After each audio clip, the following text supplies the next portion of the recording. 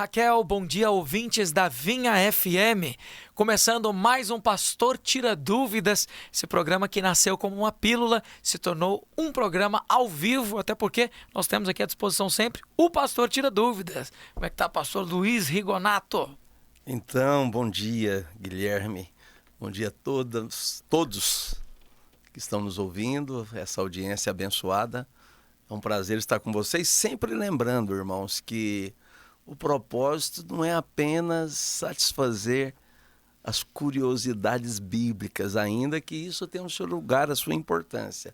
Nosso propósito aqui é deixar que a palavra revelada de Deus nos edifique, nos alimente, nos abençoe. E o meu desafio aqui é isso, mas eu estou nas mãos do Espírito Santo para fazer isso. Com Amém? certeza. Inclusive já Guilherme. as mensagens pipocam no momento que nós começamos. A gente separou aqui algumas dúvidas, porque nós temos uma caixa de mensagem cheia. Graças a Deus, ficamos muito felizes. Então você que tem dúvidas, não deixe de participar. O WhatsApp é o 9999-72005. É o WhatsApp da Vinha FM. Você pode salvar aí nos seus contatos, inclusive. E toda sexta, 9h30 da manhã, Pastor Tira Dúvidas está ao vivo. E as 3 perguntas que nós vamos começar respondendo, você continua enviando as suas para nós selecionarmos ela também. Nós vamos responder aqui o Alaide Oliveira. Ele já coloca aqui uma pergunta sobre o lockdown. Tem alguma coisa a ver com o tempo do fim?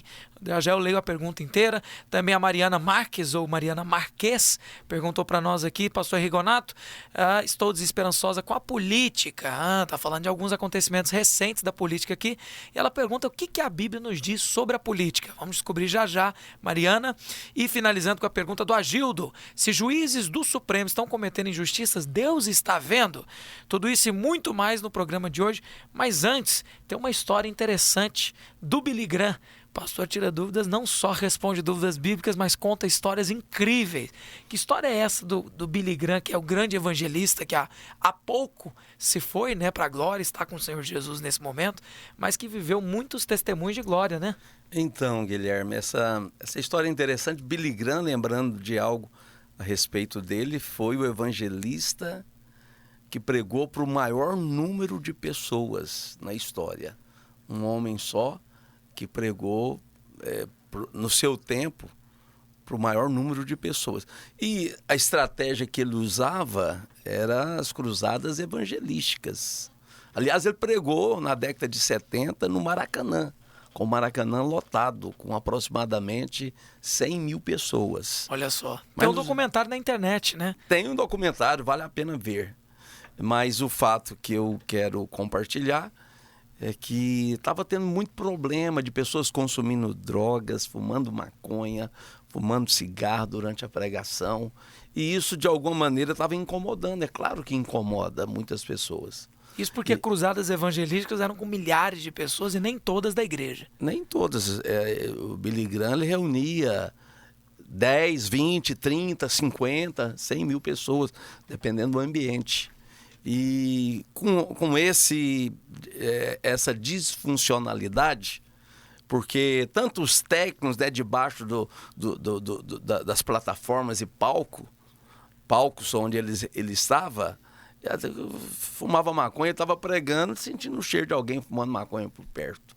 Ou estava sendo incomodado, às vezes tossia, porque um dos seus técnicos estava fumando cigarro. Ele proibiu e falou assim, olha, a partir de hoje, falou com a equipe dele, com a equipe de servidores ali que montavam toda a estrutura. Falei, eu vou emitir uma ordem no início de todos os cultos. Vamos cercar de corda onde tiver gente dentro da conferência e da cruzada. E se alguém fumar, Deus vai repreender. Eu vou proibir. Não é para fazer isso. E aí ele deu a ordem. Falou, a partir de hoje, ninguém mais fuma. Se você quiser fumar, saia do ambiente. Vai lá para fora. Depois disso, ele estava pregando, né, depois que ele emitiu a ordem, num determinado dia, e viu uma pessoa a meia distância que não obedeceu à direção. E aí ele foi tomado por uma indignação. E ele falou, olha, você aí que está fumando, seu irreverente, Isso é um desrespeito à unção desse ambiente. Eu determino agora que, pelo poder do Espírito Santo, você coma agora esse cigarro, em nome de Jesus. E a pessoa, ela foi tomada pelo poder de Deus, não se controlou, foi controlada por Deus. A pessoa com o cigarro aceso, ele mastigou e engoliu o cigarro. Às vezes a gente tem aquele ditado que diz, o fulano, ele pitou do lado da brasa. Mas nesse dia, essa pessoa, sabe o que ela fez? Ela comeu o cigarro aceso, comeu o fumo e a brasa inteira. E aquilo gerou um grande temor. A partir daquele acontecimento, que foi um evento, na verdade, né? Todos com muito temor, de maneira reverente. Não fumava, não tinha essas atitudes mais dentro dos limites que eram estabelecidos, porque teve uma repercussão muito grande que gerou temor em todos. Eu fico imaginando se as redes sociais fossem o que são hoje nesse tempo. Quantos vídeos e pessoas falando desse assunto não existiriam? Porque essa história deve ter corrido os 4 cantos da Terra, né? Seria um evento com bilhões de visualizações, que eu não tenho dúvida, Guilherme. Com certeza. Vamos então para a primeira pergunta. Os ouvintes seguem mandando para o nosso WhatsApp. O Alaide Oliveira, né, perguntou o seguinte: olá, pastor, bom dia. Um amigo me falou de uma música do Raul Seixas que fala do dia em que a Terra parou. Fiquei impressionado com a música parecer muito com o que estamos vivendo nos dias de hoje. Pastor, o lockdown tem alguma coisa a ver com o tempo do fim? Então, sem entrar no mérito da música do Raul Seixas, mas parece que foi uma profecia, né? Estamos vendo, não exatamente como ele cantou, mas com algo muito parecido. Às vezes a gente fica pensando que valor profético que nós damos a esse evento, né? A pandemia, que já fez aniversário e continua a todo vapor. Mas, felizmente, nós estamos atravessando uma fase boa, que é de vacinação. Os países desenvolvidos, graças a Deus, eles já superam em número de vacinados aqueles que estão contaminados. Isso é uma grande bênção. Mas o mundo inteiro ainda está vivendo um isolamento. Olha, eventos de envergadura, de tamanho mundial, né, um evento global como a pandemia, alguma coisa Deus está querendo falar com a Terra. E eu falo para você, Guilherme, e aos nossos ouvintes, na verdade, é a igreja que está sendo impedida e resistida. O diabo se levantou contra a igreja, porque a igreja, ela é responsável pelo compartilhamento da vida. E nós estamos tendo um problema de índice de mortalidades, de letalidades, né? Nós estamos lutando, os governos estão lutando contra a morte.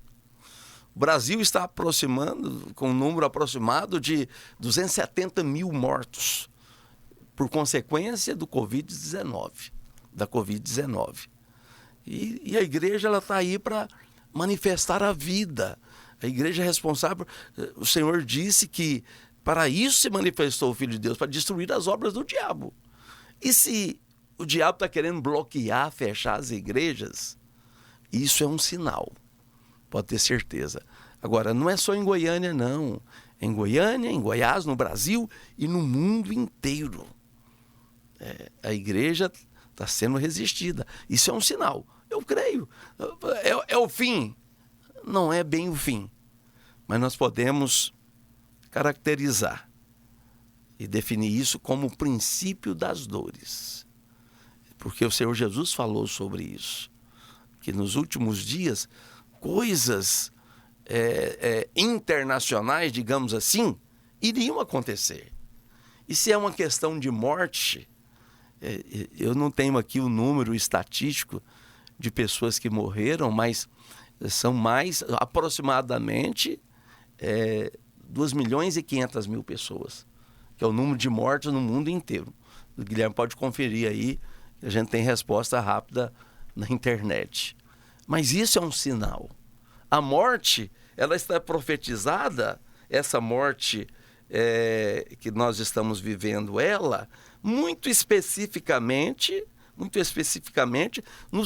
no quinto selo, porque diz o seguinte, no quarto selo, quando o Cordeiro abriu o quarto selo, os selos, irmãos, eles são decisões divinas através da história, que é um processo da igreja, que Cristo, através da igreja, vai retomar a propriedade de toda a terra.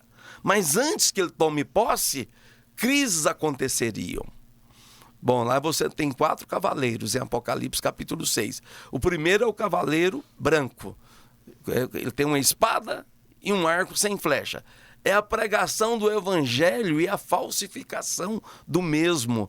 Jesus falou sobre isso em Mateus 24. Muitos virão em meu nome, Guilherme, e enganarão a muitos. Em meu nome enganarão a muitos. É a falsificação do evangelho que aparece no primeiro selo. O primeiro selo foi aberto, e eis um cavalo branco e o seu cavaleiro com um arco, foi dado uma coroa.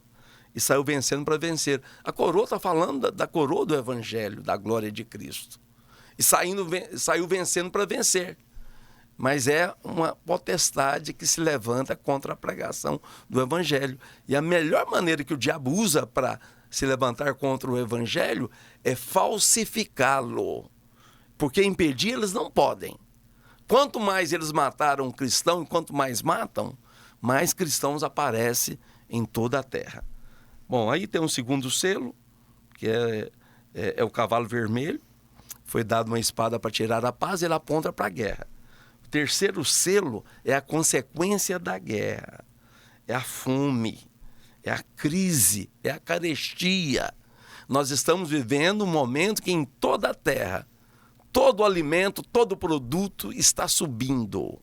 Porque é uma questão do fechamento e do isolamento, não tem produção, não tem extração de matérias-primas e não tem produção de produtos.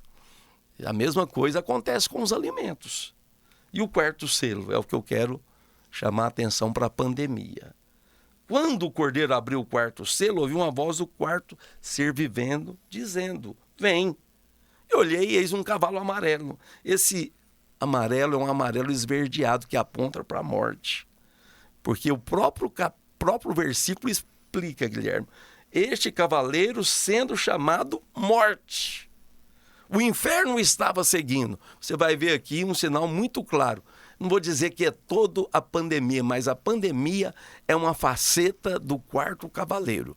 Me entendam quem está me ouvindo. É uma parte importante desse cumprimento, porque 2020 e 2021 jamais serão esquecidos na história.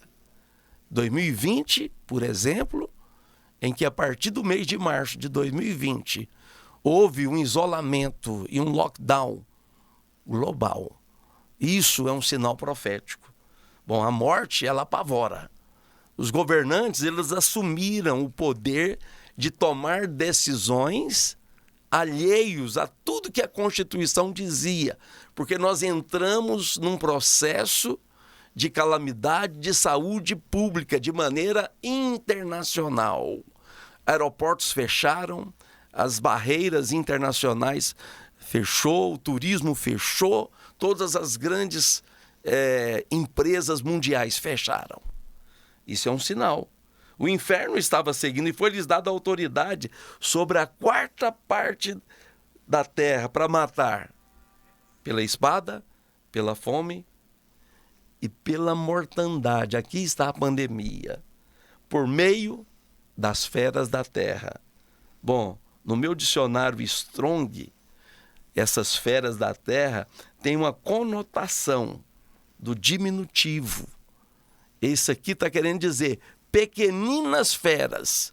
Mas será que nos tempos modernos a fauna dos países seria tão grande que as feras, os felinos, sairiam pelas ruas matando? Não. Como a Bíblia diz, olha, a mortandade por meio de feras pequeninas, vírus, coronavírus. A Bíblia já estava no rastro daquilo que estava acontecendo. Nós estamos vendo se cumprir diante dos nossos olhos um sinal profético evidente do tempo do fim. Se o coronavírus está matando, a Bíblia fala algo a respeito. Eu deixo aí registrado para você mesmo pesquisar, para não achar que eu estou falando de maneira chutológica ou especulativa. Estou falando a verdade, como ela é. Apocalipse, capítulo 6, versículo 8. Eu acho que é suficiente, né, Guilherme? Com certeza, tá aí a resposta para o Alaide Oliveira. E é impressionante isso das pequenas feras, né? Como é que pode ser tão preciso? Pequenas feras são as setas, são os vírus. Você falou das setas, né, do Salmo 91, que o Filho de Deus que habita no esconderijo do Altíssimo, que está debaixo do sangue do Cordeiro e da unção do Espírito Santo, que quebra todo o jugo do diabo. Ele não precisa temer a mortandade que assola ao meio-dia, como tem assolado, nem as setas que voam de noite. Que voam. Setas que voam são mosquitos. Pode ser mosquito, podem ser balas perdidas nas favelas, pode ser uma série de coisas. Mas pode-se ler como pequenos mosquitos, transmissores de doenças que geraram muitas epidemias no Brasil. Hoje não se fala tanto porque a pandemia tem ocupado o primeiro lugar, tem a primazia absoluta em todas as mídias do planeta. Mas continuam matando, né? O Aedes aegypti, que é esse mosquito, transmite até 4 doenças e outras mais. Que matam ferozmente. Exatamente. A Bíblia profetizava sobre essas coisas. Então agora, continuando aqui, dando mais lugares para perguntas, a Mariana Marques, ou Marques, eu não sei aqui, Mariana, você me corrija se estiver errado, ela coloca o seguinte: Pastor Rigonato, a volta do Lula à política me deixou muito chateada e sem esperança no nosso país. Ela finaliza dizendo o que a Bíblia nos diz sobre a política. Acho que a Mariana está procurando aí alguma resposta de Deus para esse momento também. Então, o que a Bíblia fala sobre a política? Eu vou começar com você em 1 Timóteo, capítulo 2, porque a sua pergunta ela é pertinente para nos orientar como igreja, como povo de Deus. Como que nós nos portamos? Mesmo diante daquilo que nós, que não somos juízes, mas nós temos o direito de ter a nossa opinião, nós que temos nossos achismos. No nosso ponto de vista, por tudo aquilo que já aconteceu, nós achamos uma grande injustiça. Mas eu quero chamar a sua atenção para duas coisas. Eu vou mostrar o que Paulo falou, o que Jesus falou, o que o profeta Daniel falou da parte de Deus. Mas eu começo pelo Novo Testamento porque é mais fácil de aplicar de maneira contextualizada ao momento que nós estamos vivendo. O que eu acho da política? Você está sem esperança? É Mariana o nome dela? Mariana Marques. Então, Mariana Marques, o apóstolo Paulo, em primeiro lugar, ele fala assim em 1 Timóteo capítulo 2, versículo 1. Antes de tudo, eu exorto que se use a prática de súplicas, orações, intercessões, ações de graças em favor de todos os homens. Olha, em favor dos reis, dos governantes que se acham investidos de autoridade, para que vivamos uma vida tranquila e mansa, com toda piedade e respeito. Isso é bom e aceitável diante de Deus, nosso Salvador. Eu acho que antes de querer julgar e executar os juízes do Supremo, a Bíblia nos exorta a orar por eles. Para que tenhamos uma vida... Porque no final a resposta vem de Deus, pessoal. Tem muitos irmãos que falam, acho que a igreja tem que ir para as ruas e fazer manifestações, protestos e tal. Eu acho que isso tem o seu lugar, mas não tem primazia. A primazia do povo de Deus, o povo de Deus reage melhor em unidade, em oração, em jejuns, em súplicas. Isso é agradável. Por que Deus... Isso é aceitável diante de Deus, nosso Salvador. Mas, além disso, eu chamo a sua atenção para algo que Jesus falou para acalmar o seu coração. Jesus estava para morrer ele sendo interrogado por Pilatos, e o próprio Pilatos ficou assim, de certa forma, indignado. Mas você é o rei dos reis? Você é o rei dos judeus? Respondeu Jesus para Pilatos: vem de você mesmo essa pergunta? Ou falaram para você, ou disseram outros a meu respeito? Pilatos respondeu: porventura eu sou judeu? A tua própria gente, porque Pilatos não era judeu, né? Ele era gentio. Provavelmente ele era romano ou grego, mas não era judeu, porque ele mesmo abominou a premissa de Jesus, que Jesus falou até de maneira irônica. Aí ele falou assim, Pilatos falou para Jesus: olha, Jesus, o seu povo, os principais sacerdotes da tua gente, é que te entregaram a mim. O que você fez? Você não fez nada? Quer dizer, será que Jesus está respondendo aqui o que é que a gente faz com a política? Qual que é o poder da política sobre Jesus? Jesus respondeu assim, e eu falo também aqui, eu aplico, viu, Mariana? Qual que é o poder da política sobre nós como igreja? O nosso reino não é desse mundo. É claro que nós temos que ter um papel e uma atitude de cidadãos, porque quem é cidadão do céu, na terra, ele vai ser um cidadão perfeito. Ele não vai ser bandido, não vai ser qualquer coisa fora da lei. Realmente um fora da lei. Realmente um fora da lei. Subversista e coisas dessa natureza. Não, ele ora e acredita que Deus, no seu trono, julga com retidão. Eu sei que você deve estar indignado aí, que o juiz do Supremo inocentaram o Lula. E aí, o que a gente faz? Não continue triste, dê lugar, que Deus dê lugar ao Deus, para que ele seja Deus nessa hora. Às vezes nós queremos fazer o papel de Deus e saímos muito mal com isso. E Jesus falou assim, olha, o meu reino não é deste mundo, porque se meu reino fosse deste mundo, os meus ministros se empenhariam por mim, para que não fosse eu entregue aos judeus. Mas agora o meu reino não é daqui. Olha só, nosso reino não é daqui, irmãos. Não compete a nós governar politicamente enquanto igreja. A política é dos políticos.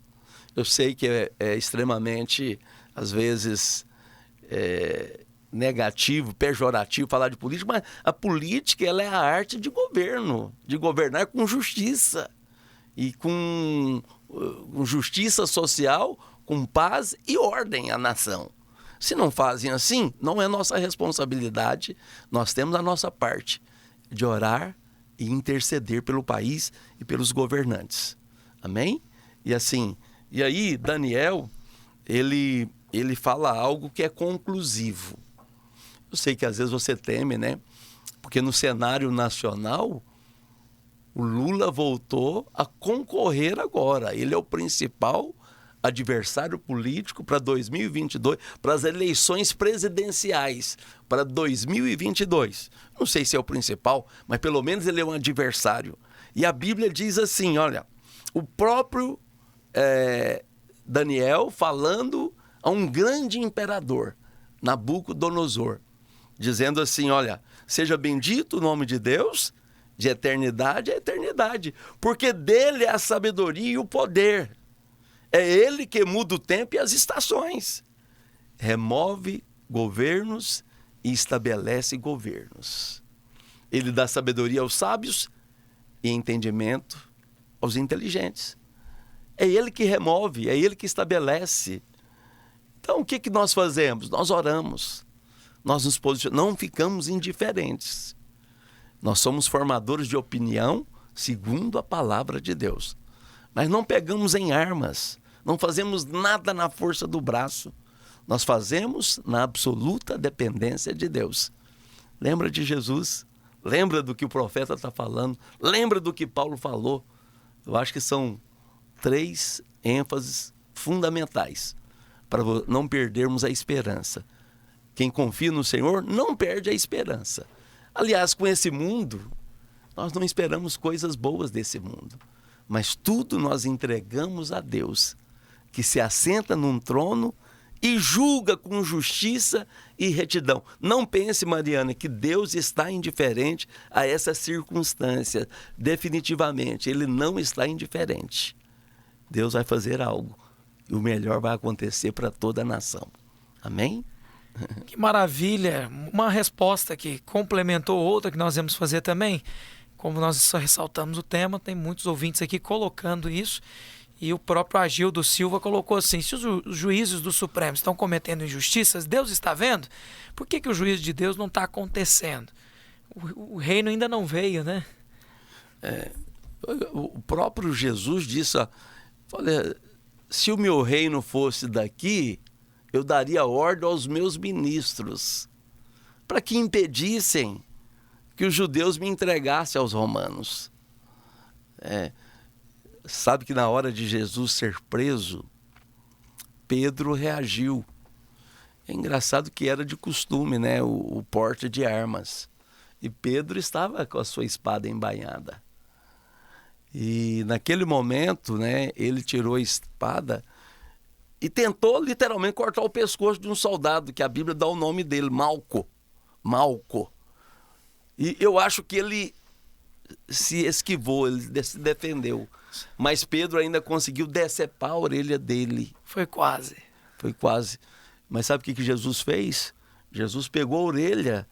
A espada era boa de corte, porque cortou fora a orelha do soldado. Imagine a cena, irmãos, o tumulto. Foi um tumulto acirrado, intenso. A faca afiada e Pedro bom de pontaria, de briga, né? Literalmente a espada, né? Que é o alcance maior. E aí Jesus pegou e colocou a orelha de volta, milagrosamente, para mostrar o poder da divindade, que ele era divino.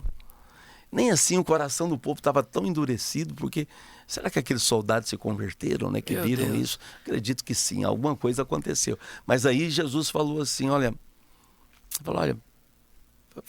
guarda na bainha a espada, porque se fosse necessário... Jesus deu uma advertência: quem com a espada fere, com a espada vai ser ferido. Isso é um termo da nova aliança. Mas Jesus falou assim: se fosse necessário, eu convocaria 12 legiões de anjos. Então, são 12 vezes 6 mil, porque cada legião de soldados tinha em média 6 mil soldados. 12 vezes 6 mil. Se não estiver enganado, é 180 mil. E esses anjos, irmãos, não dá isso, mas olha só, 12 vezes 6 mil. Dá 72 mil anjos. 72 mil anjos. Sabe quantas pessoas um anjo só matou do exército midianita? Quantas? 180 mil. Um anjo só matou. E se eu fizer 72 mil vezes 180 mil... Quantos milhões de mortes? Meu Deus... 1.296. 1 milhão... 12 milhões, na verdade. 12 milhões 960 mil pessoas. Seria o poder dessas 12 legiões que Jesus poderia convocar. Irmãos, os poderes do inferno não prevalecem contra a igreja. Você acha que a decisão de um juiz pode abalar Deus? Deus é infinitamente superior. Às vezes nós adequamos e equacionamos a grandeza de Deus ao tamanho de homens, de juízes terrenos. Então, aí eu chamo a sua atenção para o Salmo, capítulo 9, versículo 7, que diz assim: mas o Senhor permanece em seu trono eternamente, trono que erigiu para julgar. Ele mesmo julga o mundo com justiça e administra a vida de cada pessoa com retidão. Uau! Isso é maravilhoso, é poderoso, irmãos. Ele mesmo julga com justiça e com retidão. E ele administra o dia a dia de cada pessoa. Então, eu falo para você, Mariana, chama a sua atenção. Olha, deixa tudo nas mãos do Senhor, porque Ele está muito acima. Eu não sei quais são os seus problemas, nem o que você está atravessando, mas eu não preciso saber. Eu preciso saber daquilo que é útil para te abençoar. Eu conheço o tamanho e a grandeza do poder de Deus, que pode mudar toda a história. Coloque o Brasil nas mãos de Deus. Amém? Ainda que os homens tomem decisões, mas a resposta certa, a Bíblia diz que o homem pode fazer planos, mas a resposta certa vem da boca do Todo-Poderoso. Amém? Que maravilha, amém. A Mariana e também o Agildo, que fez a pergunta, estão respondidos aí. Primeiro intervalo rápido e a gente volta com o segundo e último bloco do Pastor Tira Dúvidas.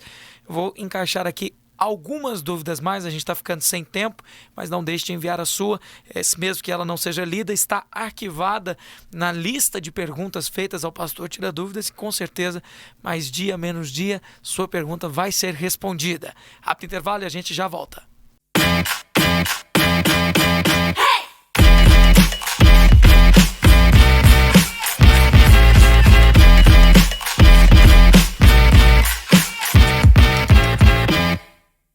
De volta com o Pastor Tira Dúvidas, ao vivo aqui na Vinha FM, sexta-feira, 9h30 da manhã. A gente tem sempre esse encontro marcado, a partir das 9h30, né?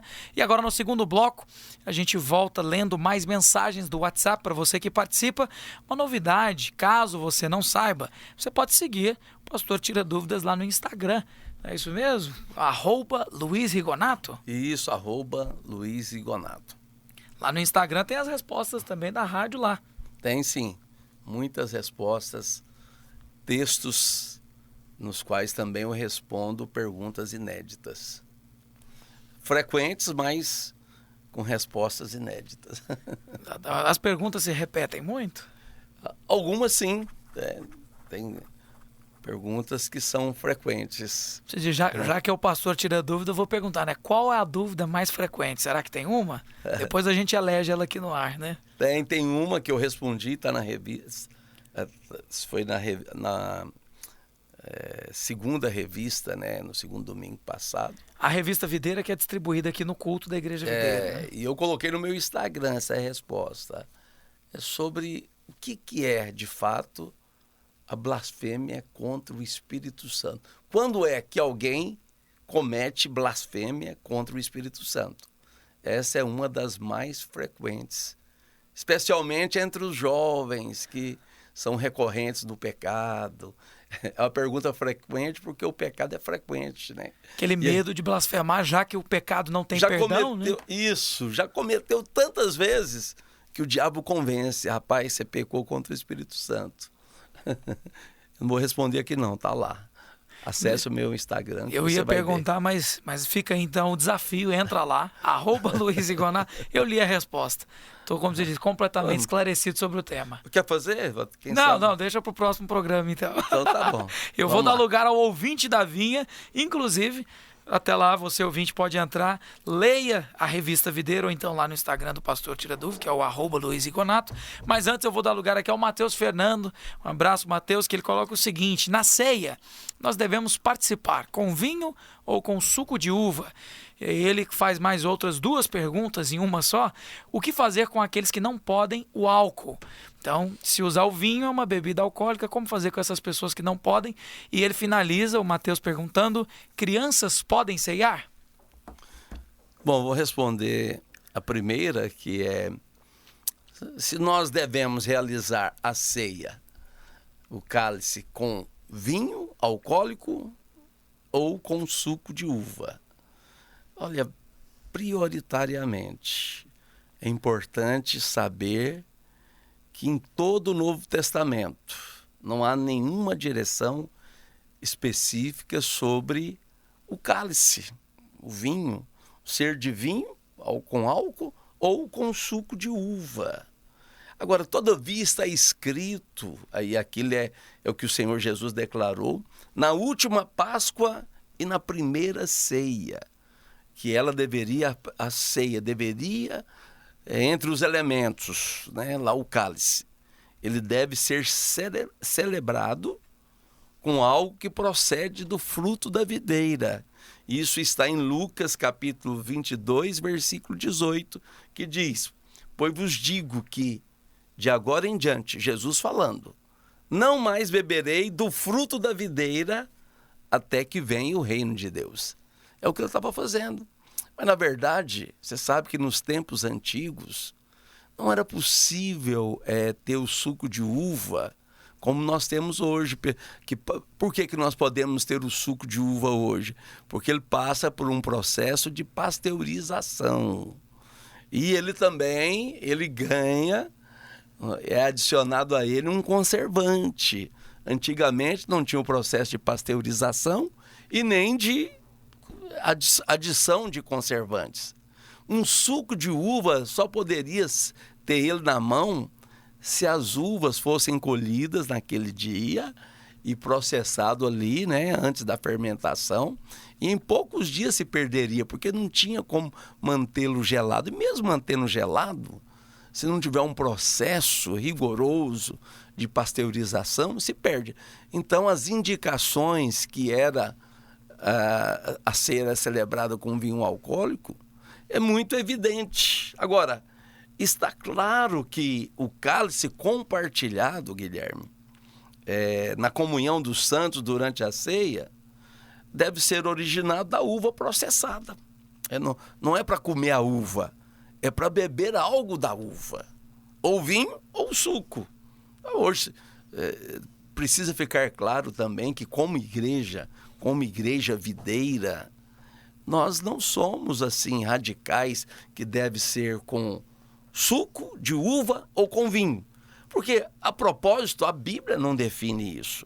Mas, na verdade, esse fruto da uva aí, né, que é o suco ou vinho, imagine como você quiser, ele atravessa o processamento da uva para indicar Jesus sendo moído na cruz e vertendo o seu sangue.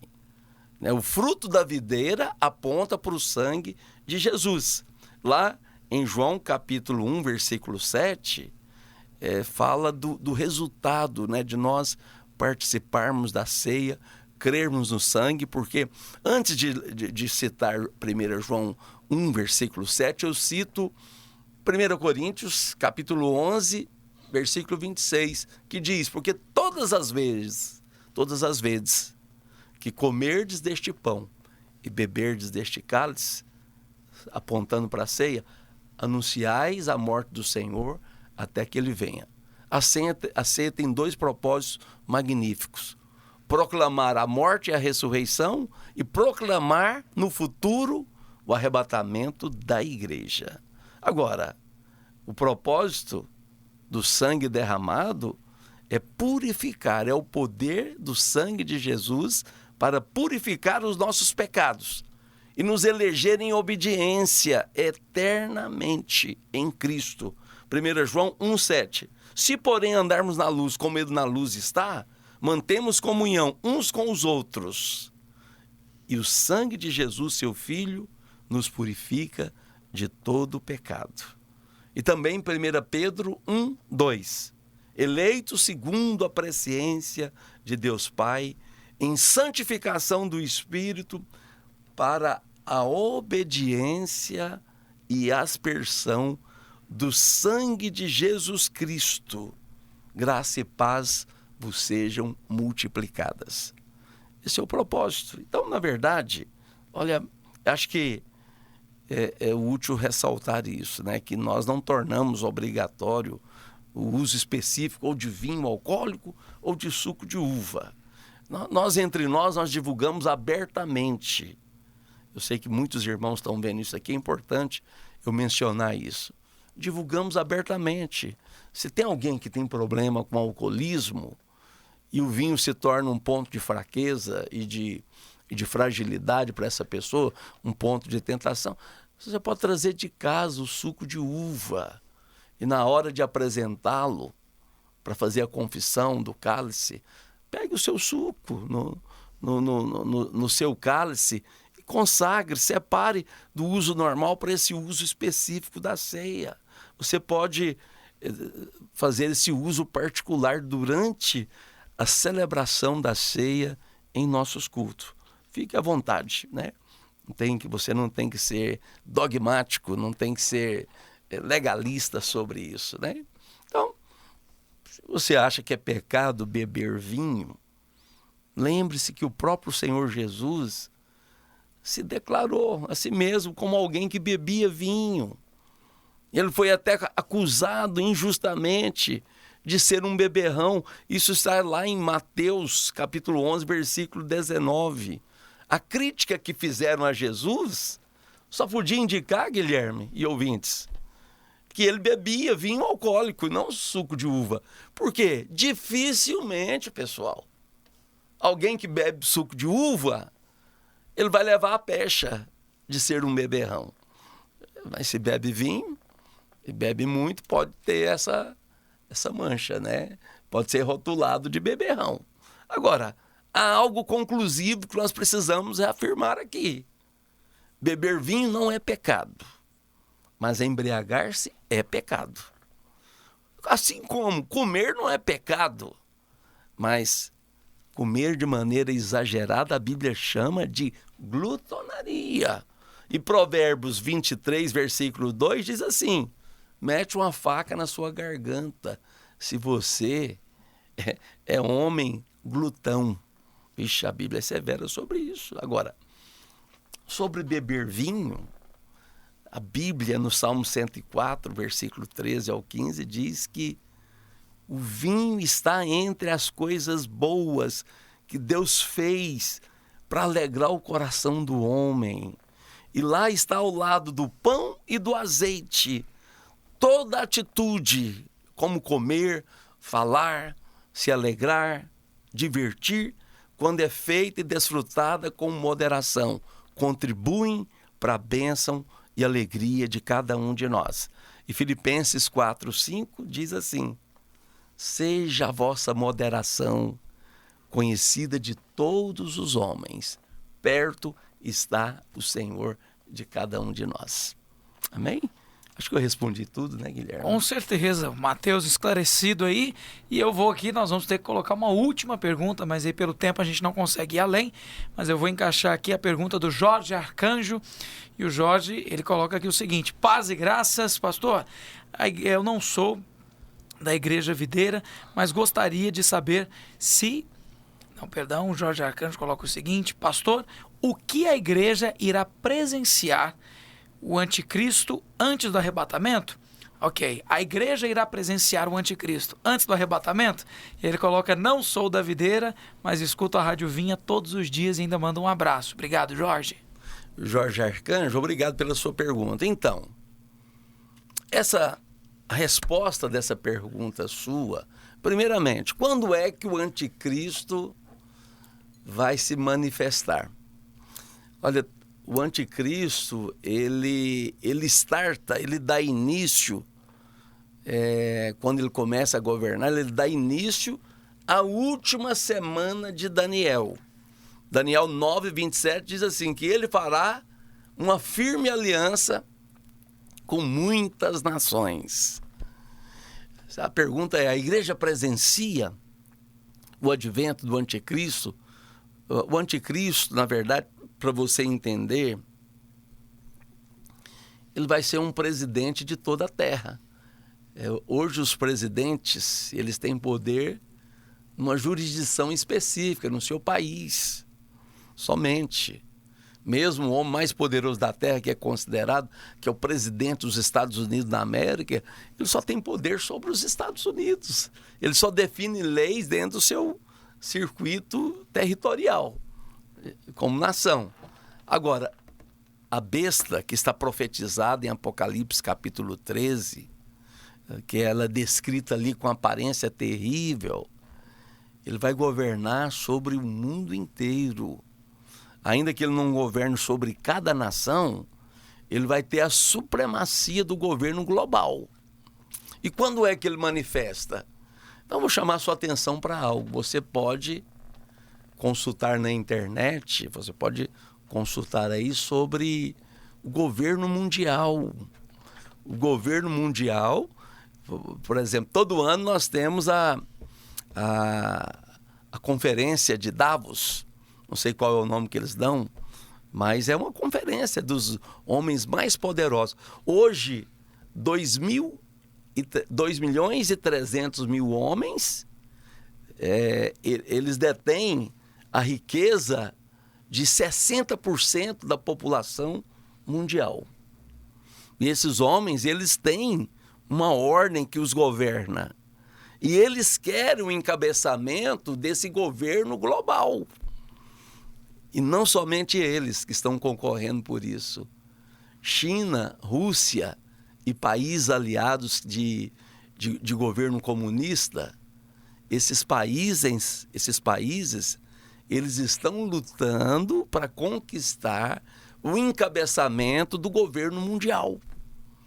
Não somente isso. Os islâmicos também querem. Nós acreditamos que o anticristo, a besta, emergirá do meio islâmico, porque ele será um homem de religião monoteísta. E a única religião monoteísta hoje depois do cristianismo, é o islamismo. Mas se ele é contra Cristo, ele é um anti-messias, ele procede de outro segmento religioso. E o mais provável que o grande jihad, né, o grande governante, ele virá do islamismo, porque eles lutam, investem, irmãos, uma quantia incalculável de dinheiro para conquistarem o califado que vai governar sobre toda a terra, ok? Preste atenção, anote isso, Vaticano e ONU. Em outubro de 2011, através do Papa Bento XVI, numa encíclica do Vaticano. A encíclica é uma reunião do Papa com governantes de toda a terra, mas que é realizada no Vaticano. Quer dizer, foi revelado à imprensa internacional o conteúdo de uma carta na qual o Vaticano requeria um controle sobre a economia mundial. E eles, nesse documento, do conteúdo dele, há um requerimento de se levantar uma autoridade com poderes unitários sobre todas as nações, porque dizia, o Papa Bento XVI é que disse, olha, as nações como estão sendo governadas não podem controlar a economia. 2011, você sabe que a Terra estava fragilizada, todos os países da Terra, sem exceção, mais ricos e mais pobres, estavam mergulhados numa falência econômica por causa do estouro da bolha em 2008. O estouro da bolha imobiliária, que trouxe uma crise, teve um efeito dominó sobre todos os setores da economia, da indústria, da pecuária e outros setores produtivos de um país. Quer dizer, demoliu os fundamentos da economia.